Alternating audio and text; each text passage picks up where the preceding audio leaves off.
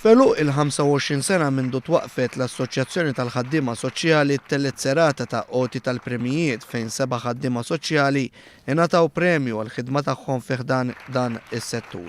Ruth Staffraċ, waħda mir-rebbieħa b'riżultat ta' dedikazzjoni kbira f'xogħla, tkellmet ma' One News dwar l-esperjenzi tagħha bħala ħaddiema fil-qasam soċjali u x'tixtieq sabiex ix-xogħol f'dan is-settur jitjieb. Jiena bħala xogħol tiegħi nintaqa' ma' familji u ma' tfal li huma vulnerabbli ngħinuhom biex naraw f'liema sitwazzjonijiet jgħixu u jekk hemm xi tip ta' abbuż nistgħu naraw kif nistgħu ngħinuhom biex joħorġu mill-abbuż, naraw x'tip ta' azzjonijiet nistgħu nagħmlu. Xtieq li nkomplu nikkolaboraw ma' professjonisti oħra biex is-servizzi li aħna noffru nkomplu ntewbuhom, noffru iktar kwalità tajjeb għal persuni li huma sfortunatament żvantaġġjati li għaddejjin mid-diffikultajiet blan biex intejbu daw is-servizzi.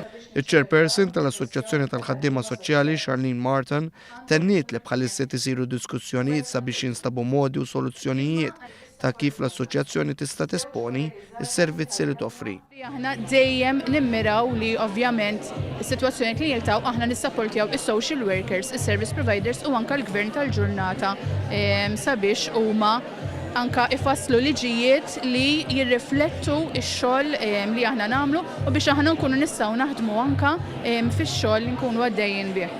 Preżenti għall-loti tal-premijiet kien hemm il-President ta' Malta Mary Louise Colleiro Preca flimkien mal-Ministru Michael Falzon li saħħu dwar il-viżibilità li għandu jkun hemm f'dan il-qasam. Il-Ministru Falzon qal il-Gvern se jkun ta' spalla għal din l-assoċjazzjoni, speċjalment permezz ta' emendi f'liġijiet li affettwaw ix-xogħol fih dan is-settur.